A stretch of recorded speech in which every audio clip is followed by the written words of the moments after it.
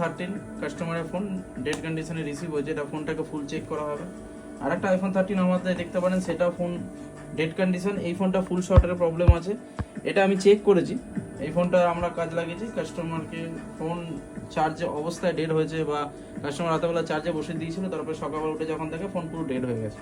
কারণ এই ফোনটা কমপ্লিট ডেড আছে, এতে কোনো চার্জ নিচ্ছে না, এতে কোনো ধরনের কোনো অ্যাম্পার নিচ্ছে না। যখন আমরা ডিসি মেশিন দিয়ে চেক করছি ফোনটা ফুল শর্ট দেখাচ্ছে, যখন আমরা ডিসি মেশিন দিয়ে চেক করছি ফোনটা ফুল শর্ট দেখাচ্ছে। আমি আপনাকে দেখিয়ে দিচ্ছি, যখন আমি ডিসি মেশিনে কেবিল লাগাচ্ছি দেখুন এখানে ফুল শর্ট আছে, কোনো রিডিং নিচ্ছে না, প্লাস শর্ট থাকলে এরকম দেখায়, আর ফোনটা আমাদের গরমও হয়ে যাচ্ছে। তো এই টাইপের প্রবলেম একটা আইফোন 13 আছে, এটাও একটা আইফোন 13 আছে, এটা কাস্টমারের ফোনের ডিসপ্লে ব্ল্যাঙ্ক হয়ে রয়েছে। তো এই ফোনটাও চেক করব, এটা অন দেওয়া, কিন্তু এনার ফোন চালু আছে, ফোন চার্জও হচ্ছে প্রপারভাবে। তো আমি জাস্ট আমার সিস্টেম হিসেবে আমি এটাকে চেক করবো আদৌ ফোনটা অ্যাক্টিভ আছে কি না আছে। 3 2 এটা কাস্টমার মাদারবোর্ড, এটা কমপ্লিট বডি আছে কাস্টমার ফোনের কন্ডিশন দেখার জন্য। কাস্টমার ডিসপ্লেতে সিগনেচার করা রয়েছে।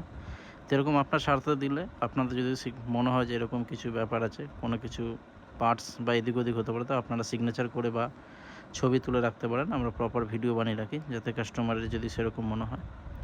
তো স্টেপ বাই স্টেপ দেখুন কীভাবে আমরা কাজ করি, শর্টের মতো যতটা সম্ভব দেখানোর চেষ্টা করব। তো ফার্স্টে আমরা মাদারবোর্ডটাকে খুলে সেপারেট করব। তো সেপারেট করার জন্য যে পদ্ধতি ইউজ করা উচিত, সেটা ফার্স্ট হয়ে গেল যে সেপারেটের মধ্যে ইজিলি যাতে উঠে যায়, ওর জন্য আমরা পিপিডি লাগাবো, সরি পিপিডি না, এটা আপনার পেস্ট আছে, পেস্ট লাগাবো। তো এটাতে যাতে ইজিলি খুলে যায়, এটা 180 ডিগ্রিতে আমরা খুলছি, ম্যাক্স টু ম্যাক্স 220, 180 থেকে 220-র মধ্যে হিট টেম্পারেচার রেখে খুলছি যাতে ইজিলি উঠে যায় মাদারবোর্ডটা।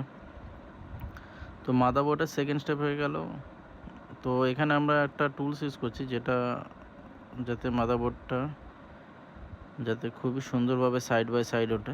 একবারে যদি জোর জবস্তিগুলো তোলা হয়, তাতে আপনার যে লেয়ারের যে বলগুলো আছে এগুলো কি হয়, এগুলো আপনার ব্রেক হয়ে যায়, তো নতুন করে বানানো বহুত টাফ। তো ওই জন্য আমরা স্মুথলি কাজ করার জন্য ধীরে সুস্থে সময় নিয়েই করছি। দেখুন খুলে গেছে, এটা আস্তে করে আমরা তুলে দিলাম। তো হালকা ঠান্ডা করার দরকার আছে, ঠান্ডা না করলে এটা কি হয়, মাদারবোর্ডের যে কম্পোনেন্টগুলো আছে এগুলো শর্ট হয়ে যায় অনেক সময়। ঠান্ডা করার পরে সেপারেট করা উচিত যে কোনো জিনিস। তো প্রথমত আমরা চিল করে নেব। এবার সিপিউর ওপরে একখানা যে ব্ল্যাক কালারের পেজ দেখতে পাচ্ছেন, ওটা ক্লিন করে নেব। তারপরে আমরা ডিসি মেশিনে লাগিয়ে চেক করব যে আপার বোর্ডের শর্ট আছে না লোয়ার বোর্ডের শর্ট আছে। তো প্রথমে যখন আমরা চেক করলাম আপার বোর্ডেই শর্ট আছে, তো আপার বোর্ডের শর্ট হওয়ার কারণে তা আপার বোর্ডের ওপরেই আমরা ফার্স্টে কাজ করব। তো আপার বোর্ডের শর্ট চেক করার জন্য আমরা যে পদ্ধতি ইউজ করব সেটা হয়ে গেল, আমরা ইনফ্রারেড ক্যামেরা ইউজ করব। খুবই ইজিলি ওতে ধরা পড়ে যায়, শর্ট খুব ইজিলি রিমুভ করা যায় ইনফ্রারেড ক্যামেরা থ্রুতে। তো আমরা ইনফ্রারেড ক্যামেরা লাগিয়ে যখন আমরা চেক করব, তো ওখানে যখন আমরা ডিসি পাওয়ার সাপ্লাই দিয়ে আমরা অ্যাম্পায়ার বা ভোল্টেজ এর মধ্যে দেওয়ার চেষ্টা করব, তখনই রেজাল্টটা বেরিয়ে যায়। যাই হোক, আমরা আগে ফার্স্ট তো আমরা মিটার দিয়ে চেক করেছিলাম যে শর্টটা কোথায় আছে। তো শর্ট চেক করার পর আমরা এর সিসমেটিক ডায়াগ্রাম খুলি। তো এর বিট ম্যাপ খোলার পর বিট ম্যাপের মধ্যে কানেকশানটা কোথায় কোথায় যাচ্ছে, যে লাইনটা শর্ট আছে সেই লাইনটা আমরা কোন কোন সেকশানে যাচ্ছে আগে চেক করে নিই প্রপার করে।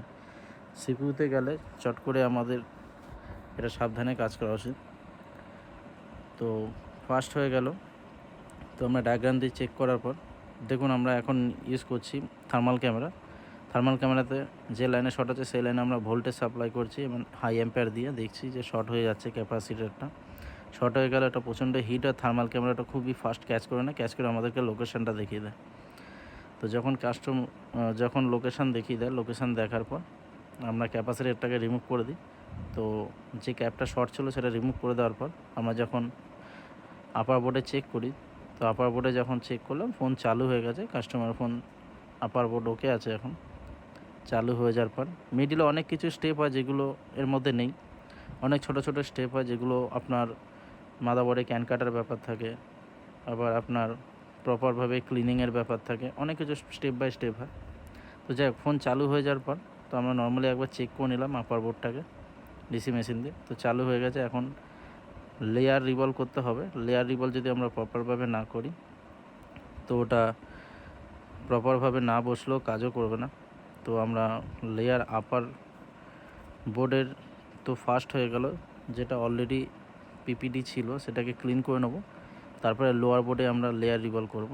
তো লোয়ার বোর্ডে লেয়ার রিভলভ করার পর যে কন্ডিশন আছে দেখতে পাচ্ছেন, এটা হিট দিয়ে জাস্ট লেয়ার রিভলভ করা হচ্ছে। এটা সেপারেটার থ্রুতেই আমরা করি, খুবই ইজিলি হয়ে যায়। 130 থেকে 140 টেম্পারেচার ইউজ করি, বা 150 ম্যাক্স টু ম্যাক্স যদি না হয়। বেশি ইউজ করি না, বেশি যদি ইউজ করে তো বেস ব্যান্ডের ইস্যু আসতে পারে বা ফোনের আইএমআই নাম্বার উঠে যেতে পারে। তো সেই কন্ডিশানে আমরা এটাতে বেশি ওভারহিট ইউজ করি না, নর্মাল হিট ইউজ করি, একটু টাইম দিই। যাই হোক, ভিডিওটা শর্টকাট করার জন্য যে ছোটো ছোটো স্টেপগুলো আমরা ইউজ করেছি সেগুলো আপনাদের দেখালাম। এবার অনেক স্টেপ আছে যেগুলো ক্লিয়ারলি বলা নেই এর মধ্যে বা দেখানো নেই, পার্ট বাই পার্ট সব করতে দেখানো পসিবল না ছোট্ট একটা ভিডিওর মধ্যে। তো জাস্ট আপনাদের একটা সিমটম তুলে ধরলাম যে কাজগুলো আমরা করে থাকি বা যে প্রবলেম হলো, যে স্টেপগুলো আমরা নিই নর্মালি সেটার উপরে। তো ফোনটা দেখতে পাচ্ছেন রেডি হয়ে গেছে কাস্টমারের। এবার আমরা কমপ্লিট প্রপার ফিটিং করে কাস্টমারকে ফোনটা হ্যান্ড। যাই হোক, ফোনটা এখন চালু হয়ে গেছে কাস্টমারের, তো আমি স্লো মোশনে দেখাচ্ছি। তো কাস্টমার ফোন এখন কমপ্লিটলি ফিটিং করা হয়ে গেছে। অনেক এর মধ্যে স্টেপ বাই স্টেপ থাকে যে